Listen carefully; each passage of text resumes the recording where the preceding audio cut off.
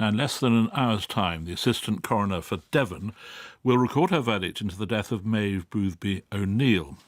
The 27-year-old had severe ME. At the time she died, she was confined to bed, unable to chew food, and had difficulty drinking because she couldn't sit up.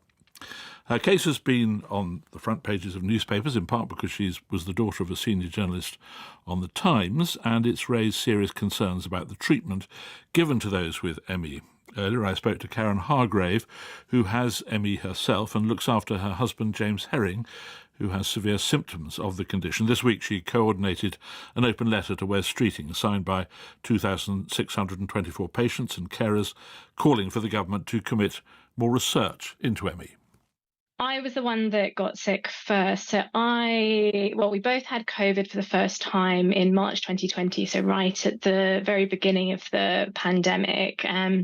First time round, James was completely fine, but unfortunately I got sick and sort of had lingering symptoms afterwards. And for around 2.5 years, really, I was very, very unwell. I was housebound for a lot of that time. And I had this, I guess, quite rapid recovery about 2 years ago. I'm still not really sure why. So those pretty much just as I was improving, we had that second round of COVID, and James, having been completely fine the first time, he was very badly affected. And previously he'd been fit and healthy. He ran a marathon, and for the time that I was sick, he was actually my carer. So he deteriorated very rapidly, and he's now been diagnosed as a result of long COVID with very severe ME.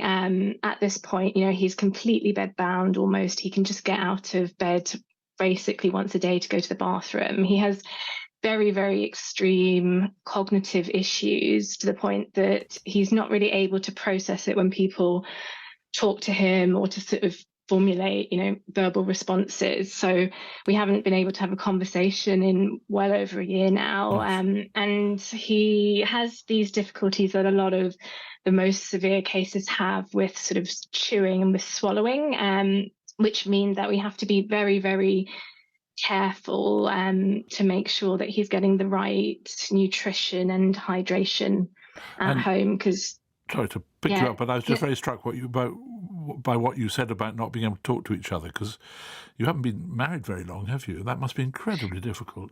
I mean, we've been together for 10 years, but we got married 5 years ago. We just had our 5-year wedding anniversary. And we've never been able to actually properly celebrate any of our wedding anniversaries, because our first one was in June 2020 when I was unwell. So it's been completely devastating for us. And I guess just nothing can really prepare you for becoming a full-time carer for your husband at the age of 32. It's just it's an incredible toll that it's taken, on both of us. You said that you, when you had the condition, recovered incredibly quickly, rather to your surprise, I think. What is his likely trajectory? What's going to happen to him now? Do you know? Well, I think the difficult thing is that we just don't know, because research into ME, it's been very, very much underfunded for a very long time. So we really don't know. We don't have very sort of proven treatments. It's very difficult to get concrete guidance, but we really just don't know. It's possible that he could be this way for the foreseeable future, which is, of course, terrifying for both of us. You said that you have to make sure he gets enough nutrition. Can he eat at the moment and drink? So he can only have liquid food. So he's basically reliant on, you get these liquid nutrition milkshake drinks, which I feel terrible for him, but that's all he can manage. And basically through those, he's able to get enough kind of nutrition. We've had tests and we know that he's not, as things stand, kind of malnourished. For someone who loved food so much, it's just a very, very bleak existence for him. And how would you characterise the way you've been dealt with by healthcare professionals? So I've co-founded a campaign called There for Me, ME, with another carer for a partner who's also very, very severely ill with ME. I've spoken about this before. It's a very strange kind of grief, because there's this loss of, I guess, of the life that we had together before and all of our kind of hopes and plans for the future. So there's a grief, and there's also just a pain, really, in watching someone that you love person you might love most in the world suffer in the way that he's suffering, and not being able to, because he's very hypersensitive to touch. He can't have a conversation, not being able to give him a hug or sit with him and tell him it's going to be okay. That's just an incredible pain that we've gone through. And I think on top of that, you're also having to have very, very difficult and stressful experiences trying to get healthcare. So you're sort of constantly, there's so many misperceptions about ME, which is sort of very, very prevalent within the NHS. There's some clinicians who are great and empathetic and understanding, but there are some who can be very dismissive, who, have the view that this is psychosomatic, there's not a real disease. So on top of dealing with this really incredibly devastating disease, you're also constantly having to fight, to be listened to be believed that what you're going through is real, and having to fight for appropriate care. And I think that's why we've started this campaign, because I think, to me, the stress that's added by healthcare, I think in itself is something that could be avoided. That was Karen Hargrave talking to me earlier. We're joined now by Dr. Claire Taylor, a GP who looks after some of the country's most severely affected ME patients. Good afternoon. Good afternoon. Could we firstly talk about diagnosis? Is that idea that we heard Karen Hargrave talk about there, that it's not really a physical disease at all, is that idea now banished in healthcare circles, or do some people still believe that? I think that's a really good question.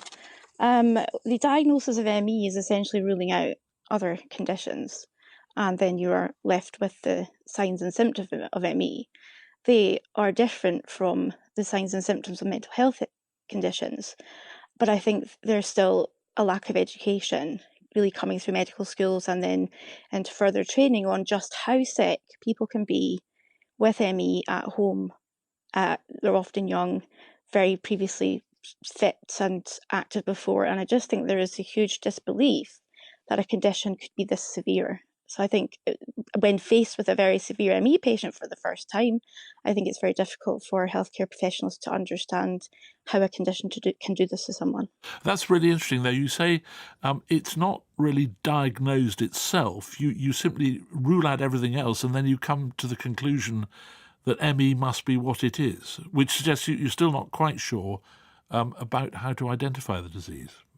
Well, the hallmark is something called post-exertional malaise, which is where activity, which can be very minor activity, even for some people, as we've heard sitting up, can actually cause a relapse of the condition.